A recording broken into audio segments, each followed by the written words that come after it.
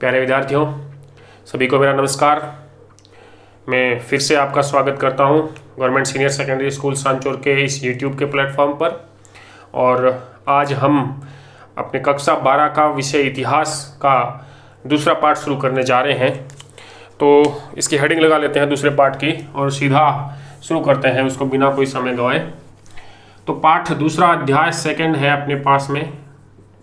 पहला पार्ट हमने पूर्ण कर लिया है, उसके सारे 8 वीडियो के अंदर वो पूरा हुआ है, वो अपने इस चैनल पर उपलब्ध है। तो दूसरे पार्ट का नाम है भारतीय इतिहास के स्वर्णिम पृष्ठ। भारतीय इतिहास के स्वर्णिम पृष्ठ।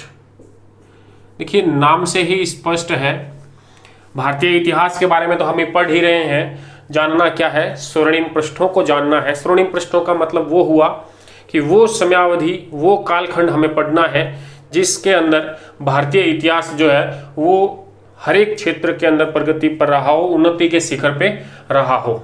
ठीक बात है। तो इस पाठ को मतलब भारतीय इतिहास के स्वर्णिम पृष्ठों को हम निम्न बिंदुओं के अंतर्गत पढ़ेंगे। देखिए, सबसे पहले हम जानते हैं कि कौन कौन से स्वर्णिम पृष्ठ रहे हैं। तो सबसे पहले अगर हम बात करें तो देखते हैं मौर्य काल। जो भारतीय इतिहास का मौर्य काल रहा है उसे हम स्वर्णिम पृष्ठों के अंदर सर्वप्रथम लेते हैं और इस भाग के अंदर हम पढ़ेंगे चंद्रगुप्त मौर्य को। किसको पढ़ेंगे? चंद्रगुप्त मौर्य, मौर्य वंश का जो संस्थापक है, इसको पढ़ेंगे। उसके बाद में हमें पढ़ना है बिंदुसार को। किसको पढ़ेंगे? बिंदुसार को। और तीसरे भाग के रूप में हम इसमें पढ़ेंगे अशोक को। किसको पढ़ेंगे? अशोक। तो पहला जो हमारा मुख्य बिंदु रहेगा स्वर्णिम पृष्ठों के अंतर्गत वो होगा मौर्य काल। अब देखिए नेक्स्ट, मौर्य काल के बाद में हम इसी के अंदर दूसरा भाग लेंगे, वो आएगा अपने पास में गुप्त काल। कौन सा काल आ जाएगा? गुप्त काल। गुप्त काल भी भारतीय इतिहास के अंदर बहुत ही महत्वपूर्ण कालखंड के रूप में जाना गया है। तो देखिए, गुप्त काल के अंदर हम लेंगे चंद्रगुप्त प्रथम को। किसको लेंगे?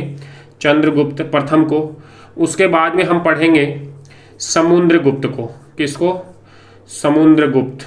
तीसरा व्यक्ति हम इसमें लेंगे चंद्रगुप्त द्वितीय, जिसको विक्रमादित्य ने की उपाधि धारण की थी।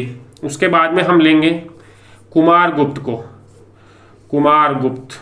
और गुप्तों के अंतर्गत हम अंतिम लेंगे स्कंदगुप्त को।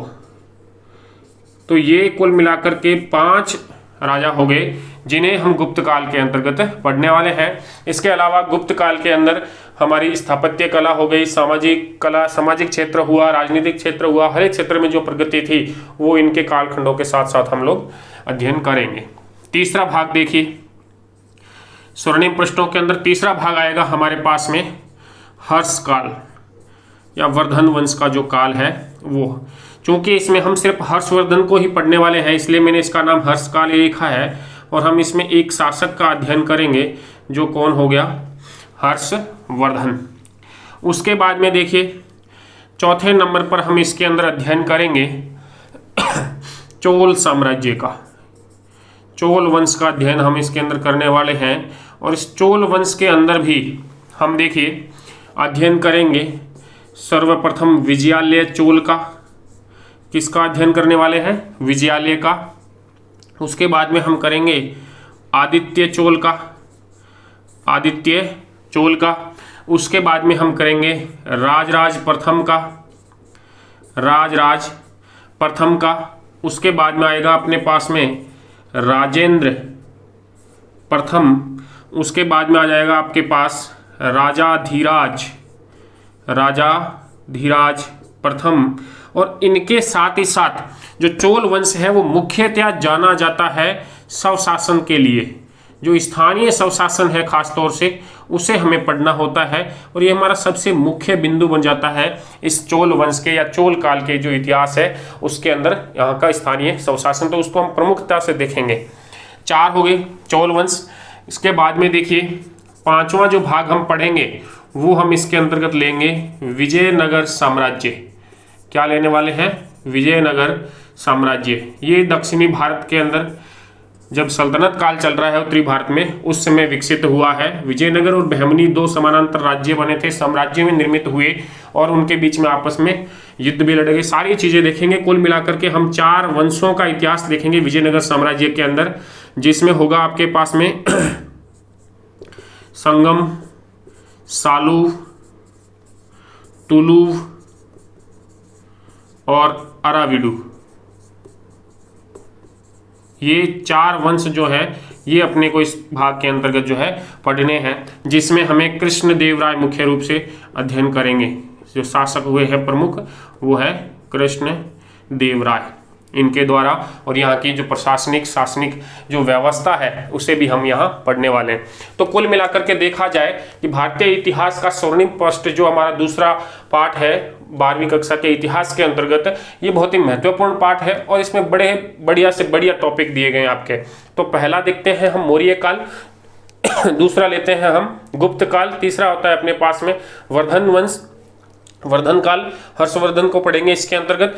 चौथा है अपने पास में इसमें चोल वंश का इतिहास, और पांचवा हम लेते हैं विजयनगर साम्राज्य का इतिहास, जिसमें 4 वंश है और मुख्यतः हम किसके बारे में अध्ययन करने वाले हैं, कृष्णदेवराय के बारे में हम अध्ययन इसमें करने वाले हैं। तो अब हम अपना जो इस पाठ का पहला भाग प्रारंभ करेंगे वो होगा मौर्य काल, जिसमें हम 3 शासकों को पढ़ेंगे, चंद्रगुप्त मौर्य, बिंदुसार और अशोक के बारे में हमें जानना। तो मैं ये मिटा देता हूँ, ये आपका एक तरीके से हेडिंग हो गया कि भाई हम जो है इसके अंतर्गत क्या पढ़ने वाले हैं। तो देखिए अब हम शुरू करेंगे अपना आगे मौर्य वंश, ठीक है। यहाँ से मैं ये हटा देता हूँ, आपने नोट कर लिया है। अब हम यहाँ से मौर्य वंश का जो इतिहास है वो प्रारंभ करने जा रहे हैं। तो देखिए हेडिंग लगा देता हूँ मौर्य काल, ठीक बात है। यहाँ मैं एक बार आपके लिए सन लिखता हूँ, हम इसको समझेंगे कि ये यहाँ से 322 ईसा पूर्व से ये प्रारंभ हुआ है, 322 ईसा पूर्व से लेकर के और 185 ईस्वी पूर्व तक जो है ये भारत के अंदर इस वंश का साम्राज्य रहा है, 322 से लेकर के 185। अभी हम अच्छे से देख भी लेंगे कि हमने 322 किस आधार पे रखा है, क्या कारण है कि हम 322 से मौर्य वंश की शुरुआत मानते हैं। लेकिन उससे पहले देखते हैं कि जब मौर्य काल भारत में आया, मौर्य वंश भारत के अंदर जब प्रारंभ हुआ तो भारत के अंदर कई सारे परिवर्तन आए। जो भारत का इतिहास है वो पहली बार एक सुदृढ़ धरातल पर अवतरित हुआ है। कब के बाद? मौर्य काल के बाद से, मौर्य काल के साथ में ये प्रारंभ हुआ है। तो कुछ चीज़ें हैं जो हमें मिलती है कि सिर्फ और सिर्फ मौर्य काल के आने से ही भारत में आई है। तो वो क्या चीज़ें हैं देखिए। पहली चीज़ तो हम देखते हैं कि भारत का राजनीतिक एकीकरण हुआ है। चंद्रगुप्त मौर्य ने लगभग पूरे भारत को जीत लिया और अपने अधीन कर लिया। तो इस प्रकार से भारत को एक केंद्रीयकृत शासन व्यवस्था मिली। क्या मिली है? राजनीतिक एकीकृत शासन व्यवस्था मिली। पहली बार ऐसा हुआ है, ठीक बात है। दूसरी चीज देखिए, भारतवर्ष की संकल्पना, भारतवर्ष की संकल्पना पहली बार धरातल पर आई है। भारत के अंदर कई छोटे छोटे राज्य, गणराज्य थे, लेकिन उनके अंदर कोई एकता नहीं थी। तो पहली बार पूरे भारत को एक देश या एक राष्ट्र बनाने की जो संकल्पना है वो कहाँ से प्रारंभ हुई है? मौर्य काल से हमें जानकारी इसकी मिलने लगी है। तो भारत का राजनीतिक एकीकरण हुआ है पहली बार और भारतवर्ष की संकल्पना जो है वो यहाँ पर आई है। अब हम देखते हैं कि हम जो ये बात कर रहे हैं ये हमें कैसे पता चलता है। इसका मतलब कि मौर्य वंश या मौर्य काल का इतिहास जानने के स्रोत हमारे पास में क्या क्या रहे हैं। तो देखिए, जो अगर स्रोत की बात करें तो स्रोतों को हमने 2 भागों में पढ़ना है। कितने भागों में? 2 भाग में। एक तो हमारे पास में है साहित्यिक स्रोत, जिनसे हमें पता चलता है कि मौर्य वंश का इतिहास किस प्रकार का रहा, और दूसरा है आपके पास में पुरातात्विक स्रोत। पुरातात्विक स्रोतों से भी हमें जानकारी मिलती है। तो देखिए, अगर सबसे पहले हम साहित्यिक स्रोत की बात कर लें तो इधर यहाँ हम देखते हैं कि साहित्यिक स्रोतों में हमारे सामने क्या क्या रहे हैं। तो देखिए, सबसे पहले तो अगर हम बात करें तो एक है कौटिल्य। कौन व्यक्ति है? कौटिल्य। इसकी पुस्तक हमने पहले भी पढ़ रखी है। कौन सी पुस्तक है? अर्थशास्त्र। तो ये जो अर्थशास्त्र है ये प्रमुख वस्तु है, प्रमुख पुस्तक है जिससे हमें मौर्य काल का इतिहास जानने को मिलता है। दूसरा एक व्यक्ति है मेगस्थनीज। मेगस्थनीज की एक पुस्तक है इंडिका। कौन सी पुस्तक है? इंडिका। इससे भी हमें मौर्य काल का इतिहास जो है वो जानने को मिलता है। व्यक्ति है भद्रबाहु, जैन मुनि है भद्रबाहु, इनका ग्रंथ है कल्पसूत्र। इससे भी हमें मौर्य वंश की जानकारी प्राप्त होती है। विशाख दत्त की पुस्तक है मुद्रा राक्षस। कौन सी पुस्तक है? मुद्रा। हालांकि ये पुस्तकें मैंने आपको भारतीय इतिहास को जानने के स्रोत पहले पाठ के अंदर बताई भी है, लेकिन साथ ही साथ रिवाइज कर लीजिए, फटाफट से हमें याद हो जाएगी। तो विशाख दत्त की कौन सी हो गई? मुद्रा राक्षस। क्षेमेंद्र, क्षेमेंद्र जो है इनकी पुस्तक कौन सी है भैया बताओ जरा? वृहत कथा मंजरी। तो कौन सी पुस्तक हो गई क्षेमेंद्र की? वृहत कथा मंजरी। एक व्यक्ति है सोमदेव। सोमदेव की कौन सी पुस्तक है भाई? कथा सरित सागर। आई बात समझ के अंदर? कथा सरित सागर, ये सोमदेव के द्वारा लिखी गई। इसके अलावा बौद्ध अगर हम देखें इतिहास या पुस्तकों को, तो दीपवंश है, महावंश है, इनसे भी हमें जो है मौर्य काल को जानने की सुविधा प्राप्त हो जाती है। तो देखिए, कौटिल्य का अर्थशास्त्र, मेगस्थनीज की इंडिका, भद्रबाहु का कल्पसूत्र, विशाख दत्त की मुद्रा राक्षस, क्षेमेंद्र की वृहत कथा मंजरी, सोमदेव का कथा सरित सागर, और बौद्ध इतिहास कौन से हैं? दीपवंश और महावंश। इन सब से हमें किसकी जानकारियां मिलती है? मौर्य वंश या मौर्य काल की जानकारी प्राप्त होती है। इसके अलावा देखिए, कुछ यूनानी यात्री आए हैं। कौन आए हैं? यूनानी यात्री। तो इन यूनानी यात्रियों के वर्णनों से भी हमें पता चलता है कि यहाँ मौर्य वंश का इतिहास क्या रहा। तो इसमें खास तौर से देखें तो नाम आते हैं अपने पास में स्ट्रेबो, जस्टिन, और तीसरा प्लूटार्क। मेगस्थनीज को हमने पहले ही लिख लिया है। तो स्ट्रेबो, जस्टिन, प्लूटार्क जो है उद्धरण प्राप्त हुए, उनसे भी हमें जानकारियां मिलती है। ये तो हुए आपके यूनानी यात्री। इसके बाद में चीनी यात्री भी यहाँ आए थे। कौन से यात्री आए? चीनी यात्री, जिसमें आपका हो गया फायान, इसने भी मौर्य वंश के बारे में लिखा है। उसके बाद में आ गया आपका हवेनसांग, इसने भी लिखा है। और उसके बाद में आपका आ गया इत्सिंग, इसने भी मौर्य वंश की जानकारी प्रदान की है। तो कुल मिलाकर के ये तो हो गए आपके साहित्यिक स्रोत जिनसे हमें मौर्य काल की जानकारियां प्राप्त होती है। अब नेक्स्ट अगर हम बात करते हैं पुरातात्विक स्रोत, तो यहाँ हम मुख्यतः दो चीजों पर प्रकाश डालना चाहेंगे। पहले तो हो गया आपके अशोक के अभिलेख। अशोक के अभिलेख हमने पहले ही देख लिया था, अभिलेख पढ़े थे। सर्वप्रथम अभिलेख लेखन की प्रक्रिया जो है वो भारत में अशोक के द्वारा ही प्रारंभ की गई थी। तो अशोक ने कौन कौन सा अभिलेख लिखवाए, क्या क्या लिखा गया है, धम्म क्या है, और शिलालेख कितने हैं, स्तंभलेख कितने, पूरा डिटेल से हम अशोक को पढ़ेंगे तीसरे भाग के रूप में, तब हम वहां पे देखेंगे।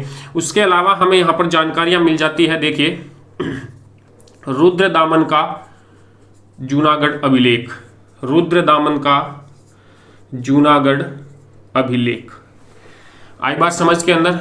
तो रुद्रदामन का जो जूनागढ़ अभिलेख है, इससे भी हमें मौर्य वंश के जो इतिहास के बारे में जानकारी प्राप्त होती है। यहाँ मैं आपको एक चीज बता देना चाहता हूँ, ये जो रुद्रदामन का जूनागढ़ अभिलेख है, ये संस्कृत भाषा में लिखा हुआ अभिलेख है। कौन सी भाषा का है? संस्कृत भाषा में लिखा हुआ प्राप्त हुआ है। और संस्कृत भाषा का विशुद्ध संस्कृत भाषा में, विशुद्ध संस्कृत भाषा का प्राचीनतम अभिलेख है ये। आई बात समझ में? विशुद्ध संस्कृत भाषा का प्राचीनतम अभिलेख कौन सा हो गया? रुद्रदामन का जूनागढ़ अभिलेख। ये हो गई एक बात तो इस जूनागढ़ अभिलेख के बारे में। दूसरी एक चीज और याद रख लेना कि जो चंद्रगुप्त मौर्य है, चंद्रगुप्त मौर्य, इसका जो चंद्रगुप्त नाम है, चंद्रगुप्त जो नाम है, चंद्रगुप्त विरुद्ध, ये जो है हमें इसी अभिलेख से मिलता है, हमें प्राप्त होता है। कौन से अभिलेख से? रुद्रदामन के जूनागढ़ अभिलेख से हमें इसका चंद्रगुप्त नाम जो है वो मिलता है। जबकि कौन सी भाषा का है? संस्कृत भाषा का है। ठीक बात है।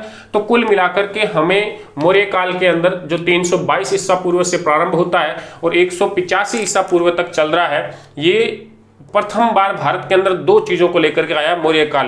पहली बात तो राजनीतिक एकीकरण हुआ भारत का, और एक संपूर्ण भारत की संकल्पना का जो विकास है वो यहाँ पर हुआ।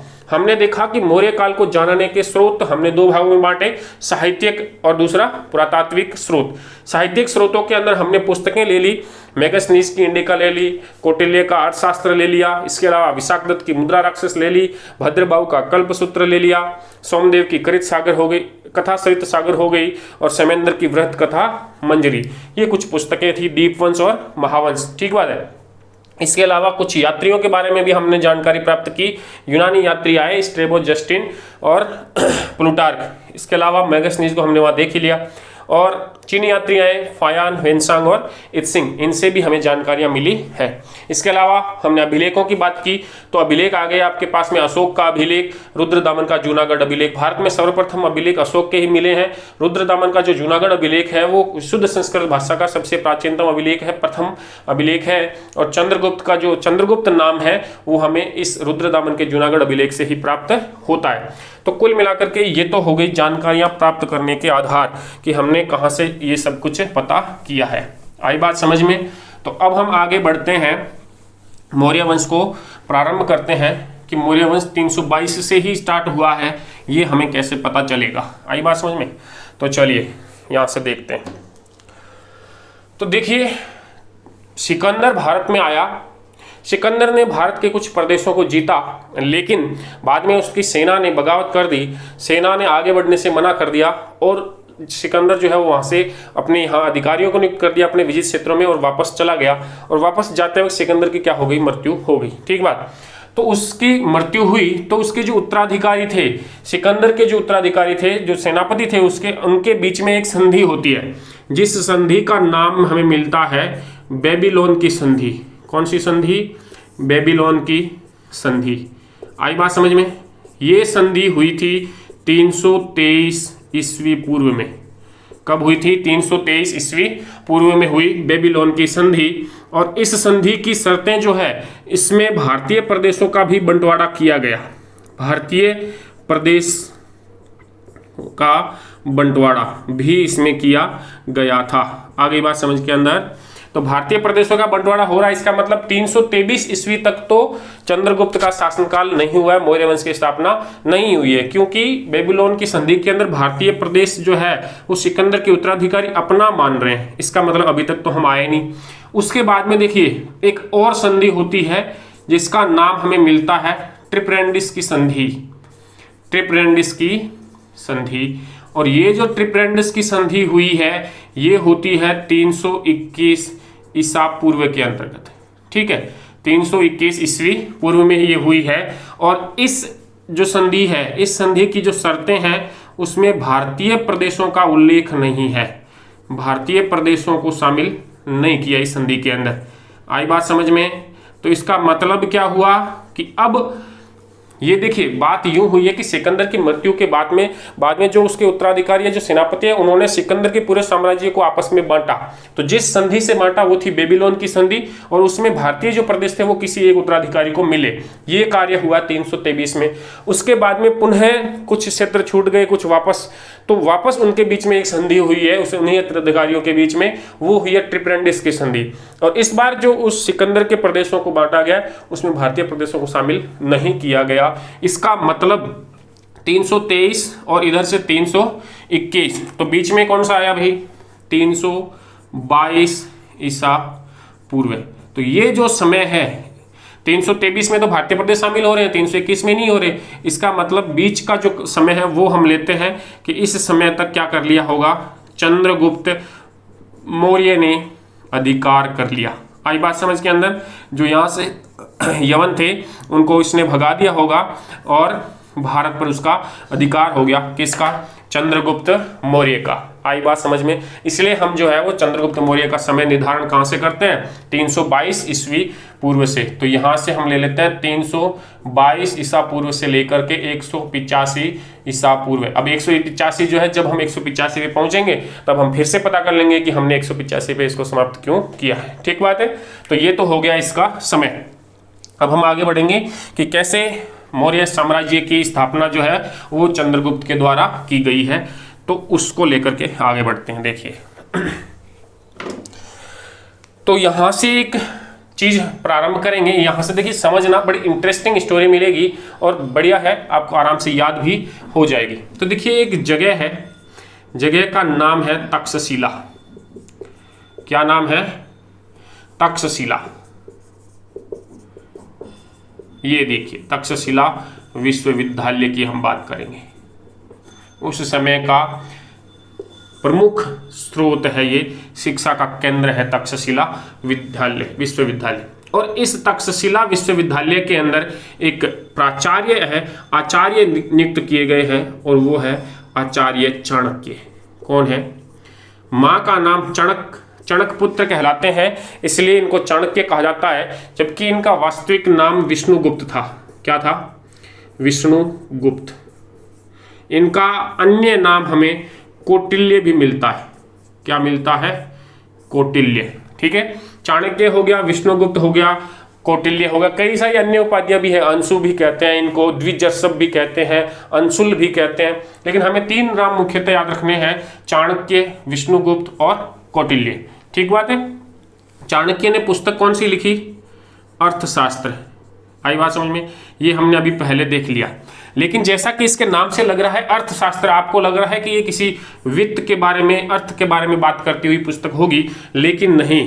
इस पुस्तक की जो विषय वस्तु है वो अर्थशास्त्र में, मतलब अर्थ बिल्कुल भी नहीं है। इसकी प्रमुख जो विषय वस्तु है वो है राजनीति एवं प्रशासन। राजनीति एवं प्रशासन जो है वो इस पुस्तक की क्या है? मेन विषय वस्तु है। इसका कंटेंट ये है, ना कि अर्थ के बारे में बात करेगी। हालांकि अर्थ के बारे में बात जरूर करेगी ये पुस्तक, लेकिन मुख्यतः राजा के लिए है ये पुस्तक, जो राजा के लिए क्या नीति, नियम, आचार, व्यवहार सारे क्या होने चाहिए उसके बारे में ये पुस्तक हमें वर्णन देती है। तो देखिए आचार्य चाणक्य, विष्णुगुप्त या कौटिल्य, इन्होंने इस समय, ये जो समय चल रहा है जब आचार्य चाणक्य का, तो सिकंदर अब भारत के ऊपर आक्रमण करने के लिए आ रहा है और आचार्य ने, चाणक्य ने इस दुविधा को, इस खतरे को महसूस किया है और उन्होंने वहाँ अड़ोस पड़ोस के जैसे कि तक्षशिला है, तक्षशिला में उस समय आम्भी नरेश थे, उनसे इस बारे में सलाह मशवरा की, लेकिन कहीं से भी इनको कोई भी संतोषजनक जवाब नहीं मिला था और किसी ने भी इस खतरे को, जो इन्होंने देखा था चाणक्य ने, सिकंदर का खतरा, उसको महसूस करने की कोशिश नहीं की थी। तब इन्होंने अपने गुरु से कहा भी था कि भारत के अंदर गण है, गणराज्य है, जन है, जनपद है, महाजनपद है, राज्य है, साम्राज्य है, लेकिन कहीं पर भी भारतीयता नहीं है। आई बात समझ में? तो ये जो चाणक्य है, इनको मतलब ऐसा लगा कि मुझे कुछ प्रयत्न करना चाहिए, इन सोए हुए राजाओं को जगाना चाहिए ताकि ये एक हो सके, पूरा भारत एक हो सके और इस विदेशी आक्रमणकारी को, इस यूनानी आक्रमणकारी को हम यहाँ से पराजित करके वापस जो है वो खदेड़ सकें। तो इसलिए आचार्य चाणक्य ने तय किया कि अब मैं यहाँ से मगध जाऊंगा। कहाँ जाऊंगा? मगध। मगध उस समय बहुत बड़ा जनपद था, महाजनपद, मतलब एक शक्तिशाली राज्य था वहाँ पे, और वहाँ पे नंद वंश का शासन चल रहा था। तो चाणक्य ने तय कर लिया कि अब वो कहाँ जाएंगे? मगध जाएंगे। और ये देखिए, जब आपको पता ही है कि अग्नि की ज्वाला को कोई धरती पे पकड़ नहीं सका है, तो ये आचार्य चाणक्य एक प्रकार से अग्नि की ज्वाला थे, ये कहीं रोकने वाले नहीं थे। पहुंच गए सीधे कहां पे? मगध पहुंच गए। मगध की राजधानी थी उस समय पाटलिपुत्र। क्या थी? पाटलिपुत्र। और यहां मगध के ऊपर जब शासन चल रहा है नंद वंश का, किसका शासन चल रहा है? नंद वंश का, और शासक है घनानंद। ये लीजिए घनानंद, नंद वंश का शासन है। व्यक्ति कौन है? घनानंद है। राजधानी क्या है मगध की उस समय? पाटलिपुत्र है। अब ये कौटिल्य जो है, चाणक्य पहुंच गए घनानंद के राज दरबार में, और यहाँ पहुंच करके इनको जब वहाँ पहुंचे तो वहाँ एक प्रकार की, मतलब आमोद प्रमोद के अंदर राजा व्यस्त है। पूरी प्रजा के ऊपर हजारों प्रकार के कर लगाए हुए हैं, प्रजा बिल्कुल बेतरतीब और बिखरी हुई है और राजा से बिल्कुल परेशान है, लेकिन राजा को इससे कोई मतलब नहीं है, वो अपने भोग विलास के अंदर डूबा हुआ है। ऐसी स्थिति के अंदर जब वो राज दरबार के अंदर चाणक्य पहुंचता है तो वहां घनानंद उसे कोई संतोषजनक जवाब नहीं देता है, उल्टा चाणक्य को अपमानित करके वहां से निकाल देता है। तब यह प्रण लेता है कि ये जो भारत है ये बुद्ध या महावीर का भारत नहीं हो सकता, ये शिक्षा सर्जन या परिवर्तन का भारत बिल्कुल भी नहीं है। और उसने प्रतिज्ञा की, चाणक्य ने प्रतिज्ञा की, अपनी जो चोटी थी, शिखा थी, उस शिखा को खोल दिया। ब्राह्मण कभी भी अपनी चोटी को खुला नहीं रखते, और यदि वो खुला रखते हैं तो वो बहुत ही बड़े परिवर्तन का संकेत है। आई बात समझ में? तो चाणक्य ने यहां से प्रण किया, अपनी शिखा खोल दी कि मैं तब तक शिखा नहीं बांधूंगा जब तक पूरे भारत को एक नहीं कर देता और इस घनानंद को और इस नंद वंश का जो है नाश नहीं कर देता। आई बात समझ में? तो ऐसा प्रण लेकर के और ये यहां से निकले।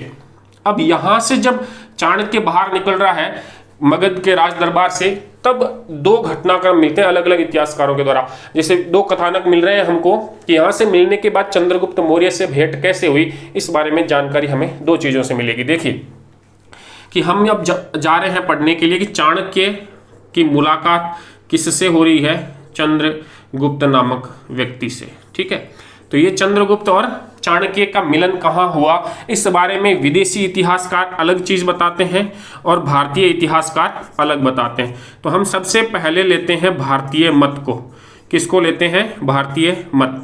भारतीय मत के अनुसार तो ये हुआ कि चाणक्य पाटलिपुत्र से अपमानित होने के बाद में अपने तक्षशिला की ओर ना लौट करके और ये जा रहे हैं विंध्याचल की ओर। कहाँ जा रहे हैं? विंध्याचल की ओर।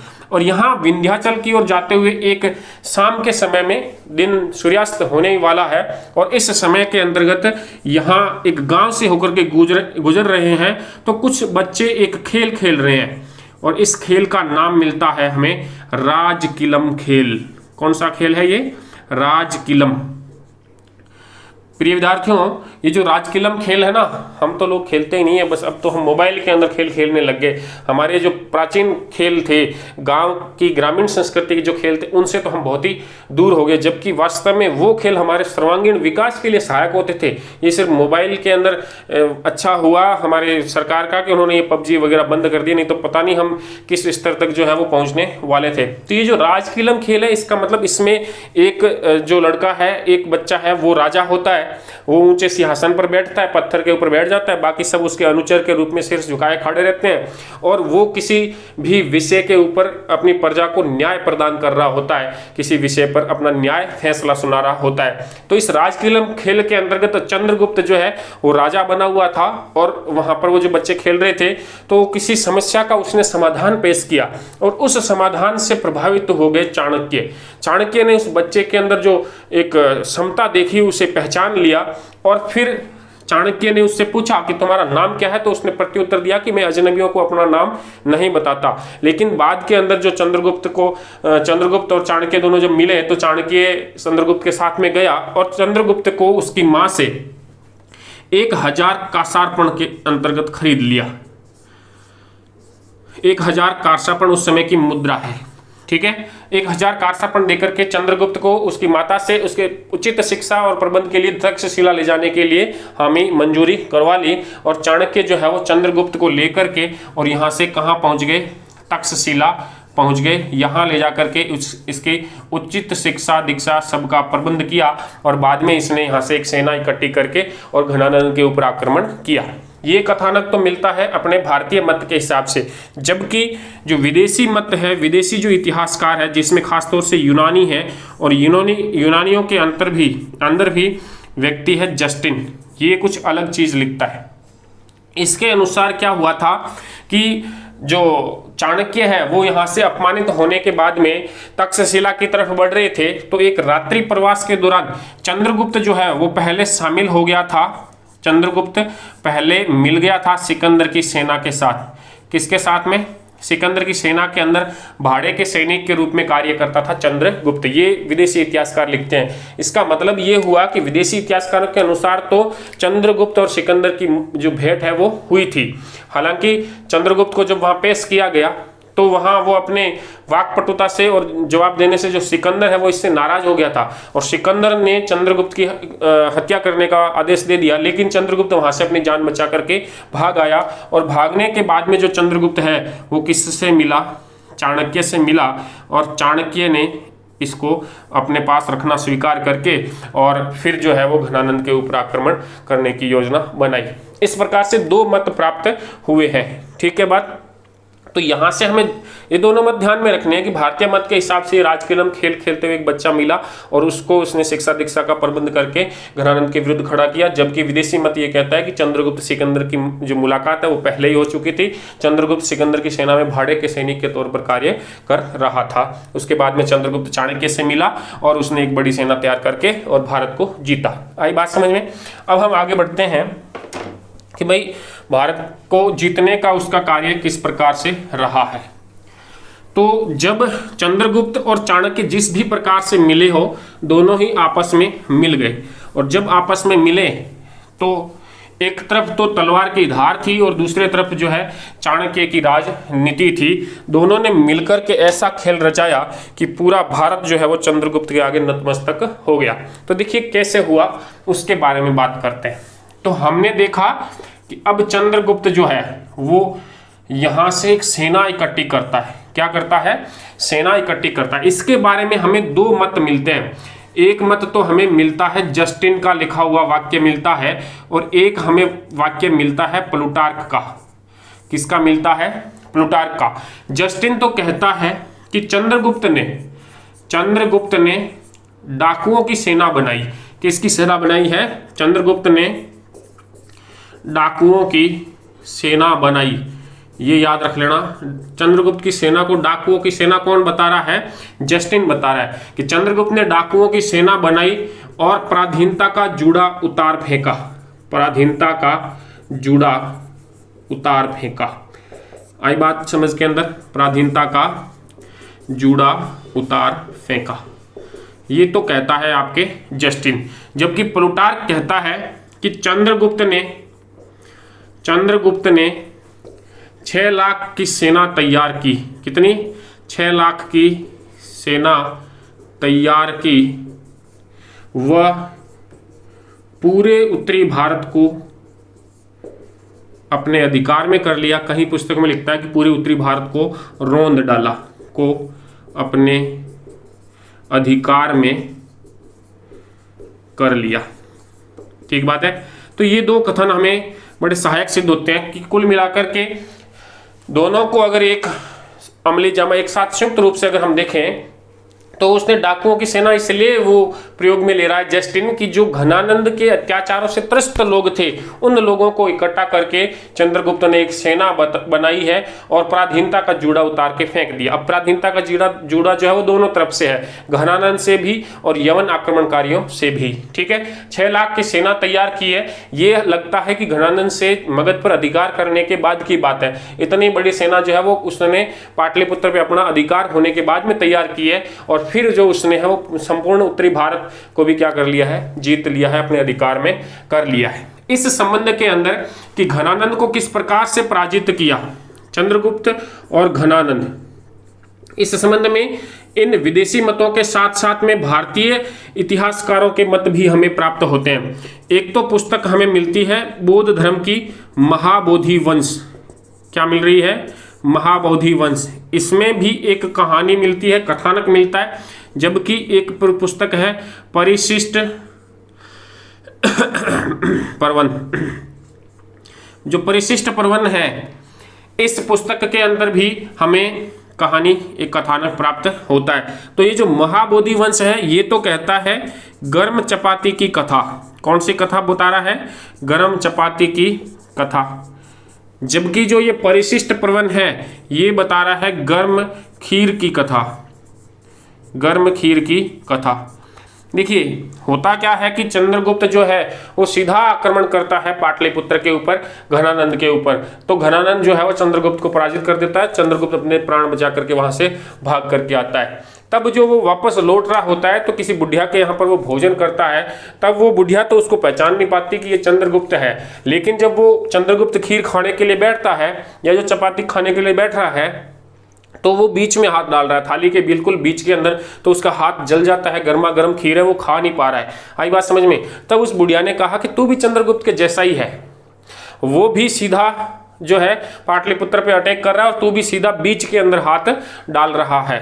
ठीक है, इसको साइड से खाना प्रारंभ कर, ठंडी होती जाएगी और पूरे तू खा पाएगा। तो इसका मतलब क्या हुआ कि जो पूरा जो नंदवंश का शासन साम्राज्य है उसके पहले जो है सीमावर्ती प्रदेशों को जीत और बाद में आगे बढ़, और फिर इस प्रकार से चंद्रगुप्त ने सीमावर्ती क्षेत्रों को जीता और फिर पुनः पूरे पाटलिपुत्र पे अधिकार कर लिया। तो ये चंद्रगुप्त और घनानंद के युद्ध के संबंध में ये हमें चार जो है वो कथन मिलते हैं। एक जस्टिन बताता है, एक प्लूटार्क बताता है, एक जैन ग्रंथ बताता है, जबकि एक जो है बौद्ध ग्रंथ से हमें इसकी कथा प्राप्त होती है। कुल मिलाकर के ये है कि घनानंद और नंदवंश का नाश हो गया और चंद्रगुप्त की विजय हुई, और चंद्रगुप्त कौन से वंश के नाम से नया शासक बना?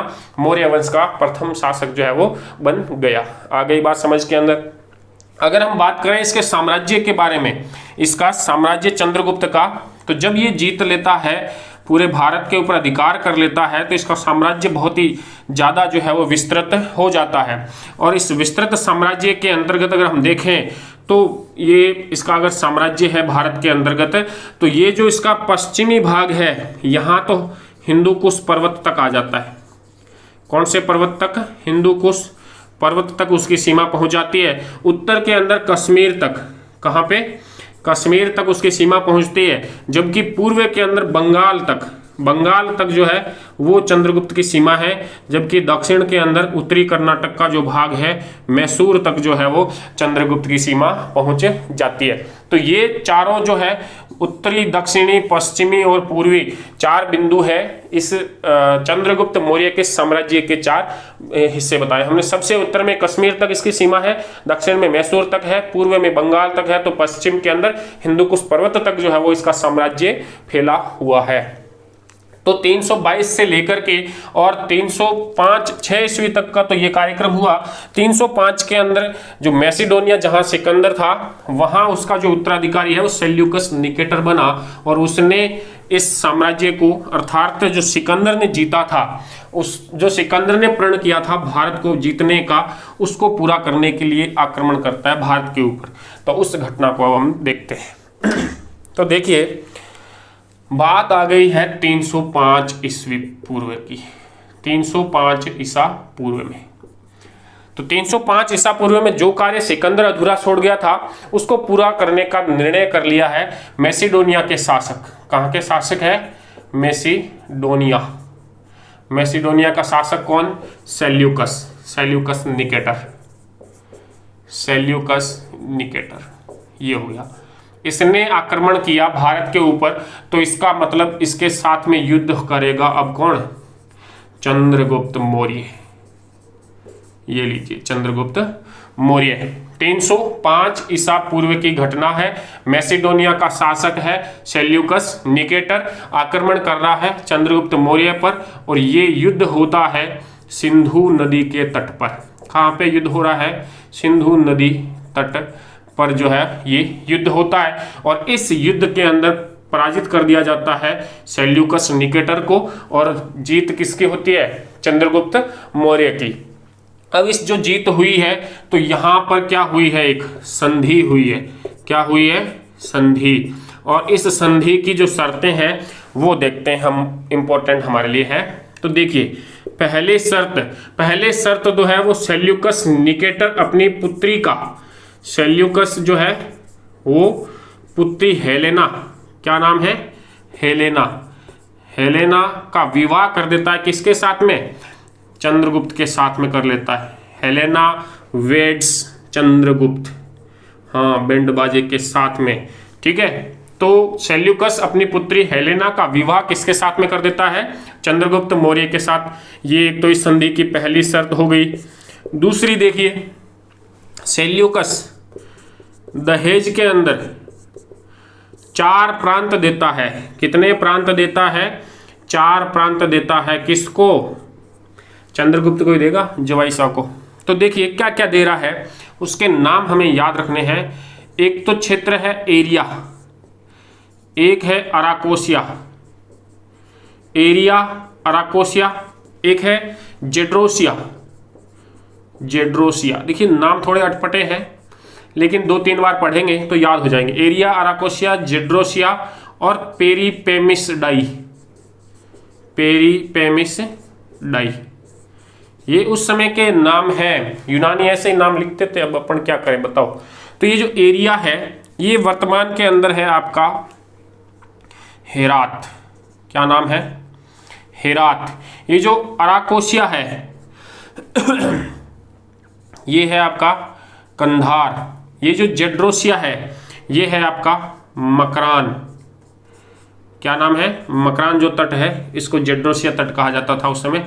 पेरीपेमिस डाई जो है ये है काबुल। क्या है? काबुल। वर्तमान नाम जो मैंने बताए ये है हेरात, कंधार, मकरान और काबुल। जबकि उस समय ये नाम संधि के अंदर जो नाम मिलते हैं वो मिलते हैं एरिया, अराकोसिया, जेड्रोसिया और पेरीपेमिस डाई। एरिया मतलब हेरात, अराकोसिया मतलब कंधार, जेड्रोसिया मतलब मकरान और पेरीपेमिस डाई का मतलब हुआ काबुल। ठीक है, ये 4 प्रांत जो है वो किसको मिल गए? चंद्रगुप्त को मिले। किसने दिए? सेल्यूकस ने दिए। तीसरा बिंदु देखिए, तीसरा बिंदु सेल्यूकस ने अपना एक राजदूत भेजा। किसको भेजा? राजदूत को भेजा। क्या नाम है राजदूत का? तो हमने पढ़ाई है। राजदूत कौन आया यहाँ पर? मेगस्थनीज आया। और मेगस्थनीज ने यहाँ पहुँच करके यहाँ का इतिहास लिखा अपने पुस्तक के अंदर। कौन सी पुस्तक लिखी? इंडिका लिखी। तो 3 तो सेल्यूकस ने दी। और भारतीय जो इतिहास है, भारतीय जो वृत्तांत हमें प्राप्त होता है उसमें तो ये 3 शर्तें ही मिलती है। कितनी शर्तें मिलती है? ये 3 शर्तें ही मिलती है। लेकिन यूनानी इतिहासकार है प्लूटार्क। कौन है? प्लूटार्क। ये एक 4थी शर्त का भी उल्लेख करता है, तो ये भी हमें ध्यान में रखनी है। प्लूटार्क कहता है कि इस संधि के अनुसार जब विवाह संपन्न हो गया तो चंद्रगुप्त ने सेल्यूकस को 500 हाथी उपहार में दिए। किसको दिए? सेल्यूकस को। कितने हाथी? 500 हाथी उपहार में दिए। आई बात समझ के अंदर? ससुर जी को। ये हुआ। तो इस संधि की 4 शर्तें हैं, प्रमुख शर्तें। पहले कि सेल्यूकस ने अपनी पुत्री हेलेना का विवाह चंद्रगुप्त मौर्य के साथ कर दिया। दूसरी शर्त है इस सेल्यूकस ने अपने 4 प्रांत जो है वो चंद्रगुप्त मौर्य को सौंप दिए। एरिया, अराकोसिया, जेड्रोसिया और पेरीपेमिस डाई। एरिया का मतलब हेरात, उसके अलावा एरिया, अराकोसिया, अराकोसिया का मतलब हो गया आपके कंधार, जेड्रोसिया, मकरान और पेरीपेमिस डाई का मतलब हो गया आपके काबुल। ठीक बात है। अब तीसरी शर्त थी कि सेल्यूकस अपने एक राजदूत मेगस्थनीज को यहाँ पे भेजता है जो भारत में रहा और उसने क्या लिखी? इंडिका पुस्तक लिखी। जबकि प्लूटार्क कहता है कि इसकी एक और शर्त थी, वो थी कि चंद्रगुप्त ने सेल्यूकस को क्या दिए? 500 हाथी जो है वो उपहार के अंदर दिए। तो कुल मिलाकर के ये जो है वो सेल्यूकस और चंद्रगुप्त का वृत्तांत रहा। चंद्रगुप्त ने उसको युद्ध में पराजित किया और पराजित करने के बाद में एक संधि हुई। सिंधु नदी के तट पर ये युद्ध हुआ था। इस युद्ध में चंद्रगुप्त विजयी रहा था और संधि की 4 शर्तें थी, जिसमें से एक में चंद्रगुप्त ने उसको 500 हाथी दिए हैं, 3 में कुछ ना कुछ लिया है। एक राजदूत लिया, एक पत्नी ले ली और एक 4 प्रांत ले लिए। ठीक बात। अब देखिए कुल मिलाकर के बात ये हुई कि इसने 305 से शासन किया, बढ़िया शासन चला। लेकिन फिर क्या हुआ कि यहाँ लगातार अकाल पड़ा। ये कथा जो है वो हमें मिलती है, एक जैन ग्रंथ है। इसके आगे का जो इतिहास है, इस 305 के युद्ध के बाद का जो इतिहास है वो हमें मिल रहा है। जैन ग्रंथ है राजावली कथा। कौन सा ग्रंथ है? राजावली कथा। इस ग्रंथ से हमें जानकारी मिलती है कि मौर्य साम्राज्य के अंदर 12 वर्षों का दीर्घ अकाल पड़ा। 12 वर्षों का दीर्घ अकाल पड़ा। ठीक बात है। तो ये जो 12 वर्षों का दीर्घ अकाल पड़ा, तो इससे परेशान होकर के चंद्रगुप्त ने सिंहासन त्याग दिया। सिंहासन जो है वो छोड़ा। किसके पक्ष में छोड़ा भाई? तो इसने अपने पुत्र सिंहसेन के पक्ष में छोड़ दिया। आई बात समझ के अंदर? सिंहसेन नाम याद रखना, आगे काम आएगा। तो सिंहासन छोड़ दिया किसने? चंद्रगुप्त ने। अब ये जैन ग्रंथ वर्णन दे रहा है, इसका मतलब क्या हुआ कि ये जो चंद्रगुप्त है ये पहले किसी अन्य धर्म का चाहे अनुयायी रहा हो, लेकिन अब चंद्रगुप्त के अंदर, मतलब चंद्रगुप्त के अपने उत्तरवर्ती समय के अंदर उसके ऊपर जैन मत का प्रभाव साफ दृष्टिगोचर होता है। और इसी से हमें उल्लेख मिलता है राजावली कथा से भी कि 12 वर्षों के अकाल के कारण इसने सिंहासन छोड़ दिया और जो चंद्रगुप्त है वो दक्षिणी भारत में चला गया एक जैन संत के साथ में, जिनका नाम मिलता है भद्रबाहु। तो चंद्रगुप्त और भद्रबाहु दोनों मिलकर के कहाँ चले गए हैं? दक्षिणी भारत में गए हैं। चंद्रगुप्त के साथ किसके साथ गया है? भद्रबाहु के साथ में चला गया है। अब यहाँ जगह का नाम याद रखना बड़ा ही इंपॉर्टेंट है। ये यहाँ से पहुँच गए थे श्रवणबेलगोला में। कहाँ पे पहुँचे? ये जगह का नाम याद रखना, श्रवणबेलगोला। श्रवणबेलगोला ये पड़ता है आपके मैसूर के अंदर। हमने अभी नाम लिखा ही था कि उसका दक्षिणी भाग जो है साम्राज्य का वो मैसूर था। मैसूर पड़ता है आपके कर्नाटक में। कौन सी जगह पे? कर्नाटक में।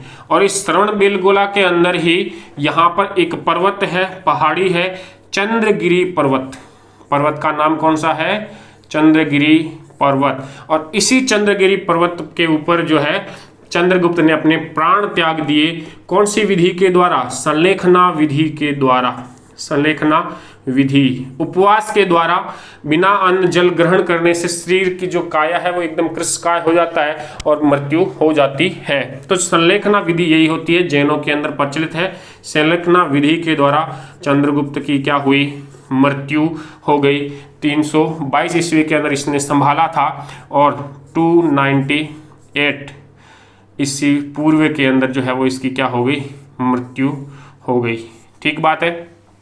तो कुल मिलाकर के अभी तक हमने देखा है राजावली कथा से हमें ये पता चलता है कि जैन ग्रंथ है ये, 12 वर्षों का लगातार एक अकाल पड़ा तो इसने अपने पुत्र सिंहसेन के पक्ष में सिंहासन त्याग दिया और जैन संत भद्रबाहु के साथ में दक्षिण में चले गए। श्रवणबेलगोला नामक स्थान पर है, ये मैसूर कर्नाटका में पड़ता है। और यहाँ पे है चंद्रगुप्त पर्वत, चंद्रगिरी पर्वत, और इसी पर्वत के ऊपर जो है संलेखना विधि से इन्होंने अपने प्राण त्याग दिए। तो इस प्रकार भारत के राजनीतिक एकीकरण को सर्वप्रथम धरातल पर लाने वाले व्यक्ति चंद्रगुप्त मौर्य का जो इतिहास हमने पूर्ण किया।